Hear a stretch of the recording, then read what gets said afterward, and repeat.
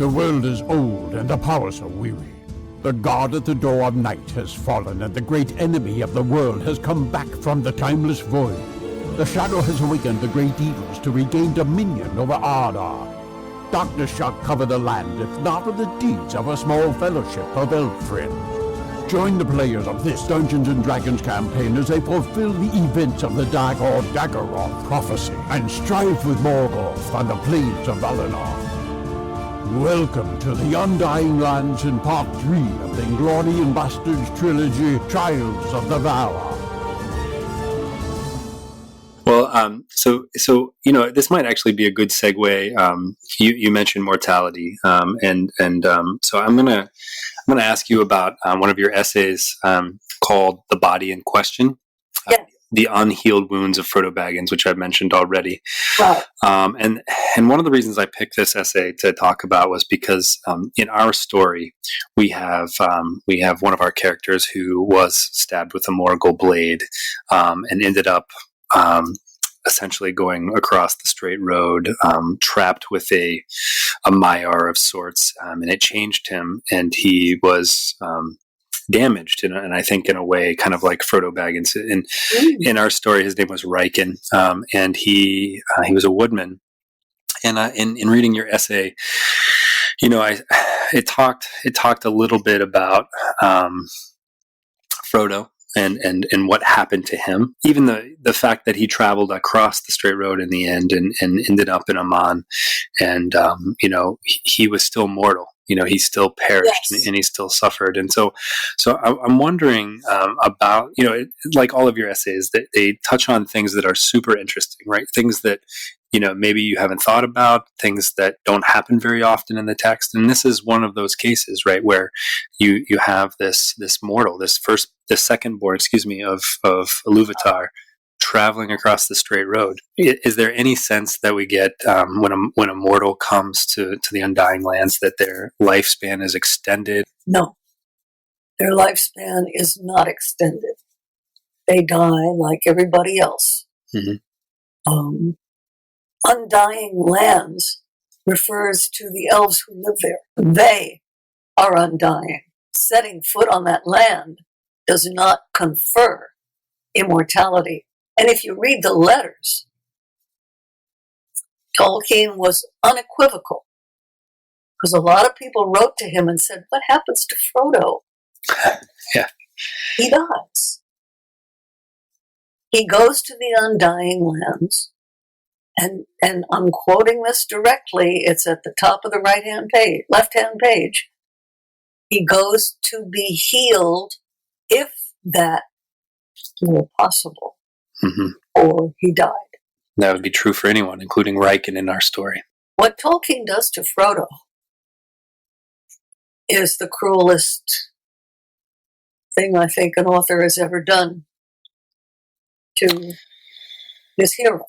He puts Frodo through unbelievable tortures. He gives him post-traumatic stress. He sends him on an errand that by its nature is doomed to fail. He has it fail, and then he sends Frodo home a failure. To live with that the rest of his life. Yeah. To live with the knowledge that he blew it at the last minute, with the knowledge that, like all wounded veterans, you can't go home because you're not who you were. He loses his innocence, his home, his sense of who he is, and he loses the ring. And you wrote, I think, in the essay too, when he got back to the Shire for a short time, he wasn't even really, regarded. The scope of what he had accomplished wasn't even really recognized. Like most returning vets, nobody back home could possibly understand what he had been through. Mm-hmm. Tolkien had been in war, and he knew what it was like to have seen combat and then come home to civilian life. There's an unbridgeable gap.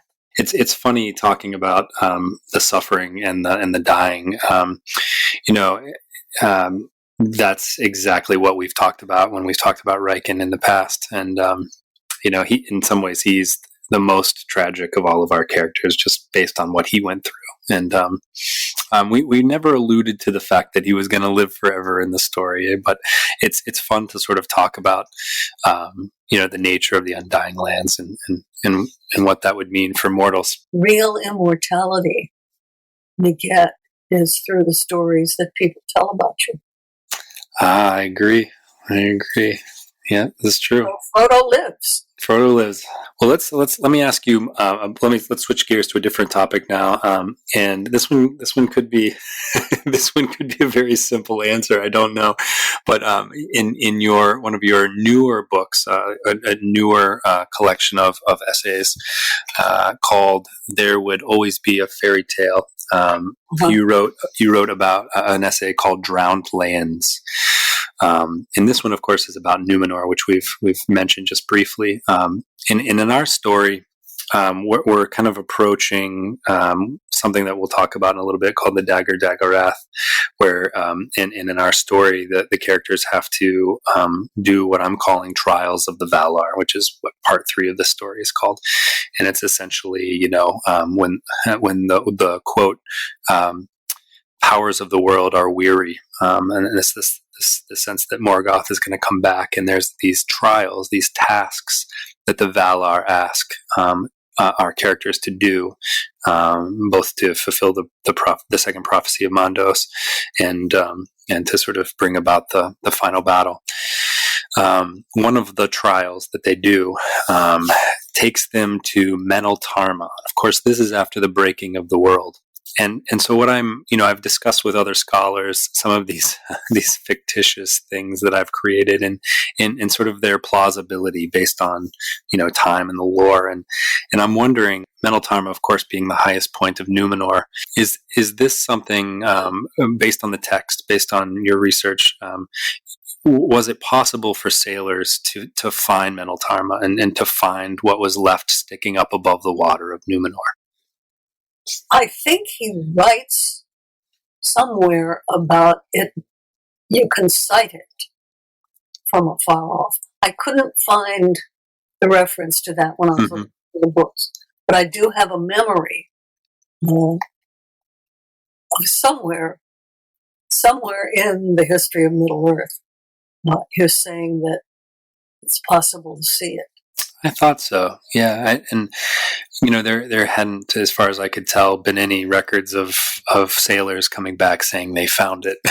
Right. But I thought that was Meneltarma, of course, being the place where the Numenorians could look out and on a clear day see Erisea, right? Uh-huh. Yeah. So one of the trials is for them to seek out Meneltarma. Well, it's good to know that maybe I wasn't completely wrong in that storyline.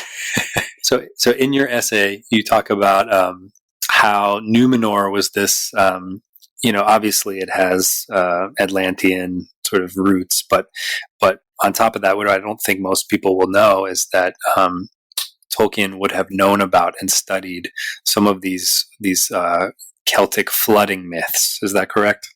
Oh, yeah. He certainly would have known about those. And if he was really trying to create a mythology for England, then it would make sense that somewhere in the story, this idea of the land being swallowed up by the sea would have to be accounted for. When I had, I think it was Michael Drought on the podcast, we talked about, Tolkien's sort of philological background and how he would often take, conflicting things, where scholars would argue, like Beorn was the example he used, and about how his name means warrior or it means bear, depending on who you talk to. And Tolkien was like, no, we're going to create a story, and it's going to mean both, right? So was this just another case of Tolkien sort of saying, in my story, we're going to bring together all of these myths? Was that what he was trying to do with his Numenor? He was trying to fill in a gap for the English. Mm-hmm. Not bring them together, but write his own version of that kind of story. There's one in Ireland, there's one in Cornwall, there's one in Brittany, and then, of course, Tolkien himself had the recurrent dream of the Great Wave, which he called his Atlantis haunting. So he, I think, really felt that in some way he had some strange, distant memory of such an event. And he said he didn't know whether his father might have had the same memory, because his father died when he was 2. He couldn't talk to him about it. But he did find out rather later that one of his sons had the same dream. So he felt that it might have been a kind of racial memory passed down. And that's how you get from one period to another, and from the present to the past, through your memory as it takes shape in dreams. So you mentioned this when we were talking about The Lost Road, and you also mentioned this sort of dream memory in one of your other essays called The Curious Incident of the Dream at the Barrow, Memory and Reincarnation in Middle-earth. And it's actually one of the major topics that I wanted to talk to you about was, in a sense, dream. It was the Olórë Mallë was one of the topics that I was very interested in talking about. What you were saying about the Lost Road actually reminded me quite a bit of this path of dreams. And I was wondering if you could talk a little bit about the Olórë Mallë. The Olórë Mallë in our story, originally, I believe, in the Book of Lost Tales, it's mentioned, where it's this sort of early concept of a pathway where mortal, human children come over to Ersea, and they come to the cottage of lost play and have stories and supper with Lindo and Bare. But I was wondering if you think, in terms of just the nature of the Olórë Mallë, that whether it could be used to actually physically travel from place to place, either by the Valar or by any other Maiar, or possibly even mortal characters. Gosh, Jared, my understanding of it is that it's only mortal characters to whom that path is accessible. My overall impression is that Dream was a vehicle for mortals to travel back into the past, whether it's their personal past or a longer and deeper past, taking back into history. When he wrote to his publisher, trying to describe first The Lost Road and then the Notion Club papers, he said, "This is a time travel. My vehicle is Dream, and my heroes are 2 Englishmen who dream themselves back through time until they get to Numenor." Mm-hmm. And he laid it out. They go back through medieval history, into the Dark Ages, into the Ice Age, and on beyond until they get to Tolkien's own mythology. But it's mortals who do that. In hearing you talk more about this, the more I think there is some sort of connection there, some sort of conceptual connection between his some of the things he wrote about in The Lost Road and the Path of Dreams. There's no question. Yeah, he was writing from experience. But again, it's a way for human beings to travel back into their history and into Tolkien's own mythological history. And there was precedent for this kind of thing. There was a very popular 19th century novel called Peter Ibbotson about a man and a woman separated in real life who conduct their whole love affair through their dreams. I think there's even a modern TV series about that, if I'm not mistaken. Might be surprised. Yeah. Well, I've kept you for 52 minutes so far, so I want to transition to one of the last sort of large topics that I asked you to discuss with me, and that would be what I've alluded to already, and that's the Dagor Dagorath, the last battle. The last battle. Well, what do you want to know? Well, when I read this, the Unhealed, there are parts of the Unhealed that make me think, even though it's kind of common belief that he's abandoned this idea of this last battle, the second coming of Morgoth, or what is it, the third coming of Morgoth. There are parts that I read, just even in the first chapters of the Silmarillion, that make me think he was still thinking about this. He was still planning for Morgoth to come back at the end of days. Well, if he brought it to an end, it would end. Yeah. And there would be no more. One of his earliest biographers, Humphrey Carpenter, speculated that he couldn't end it because then it would be over.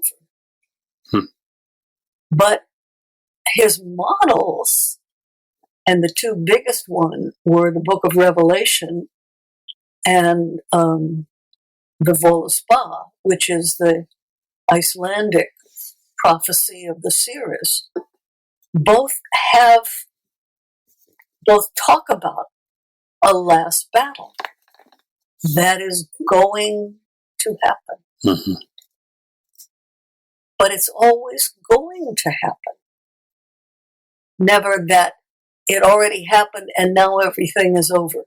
Because that would, in a way, that would defeat the power of it. So you have Turin Turambar, get back that sword, kill Morgoth, and then close the book. It's over. Yeah, it's a happy ending. What do you do then? The happy ending is, and they lived happily ever after. Yeah. But that's left to the hearer.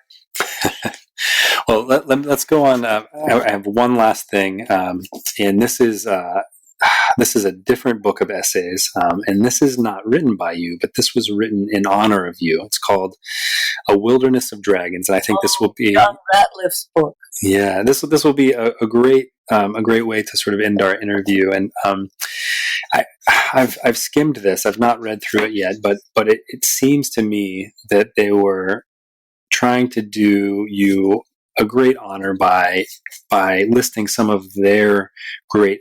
This is a collected works from several different people of just wonderful essays. And it's just, reading through it, it's clear how much influence you've had over people, and just how moved people were by just being around you.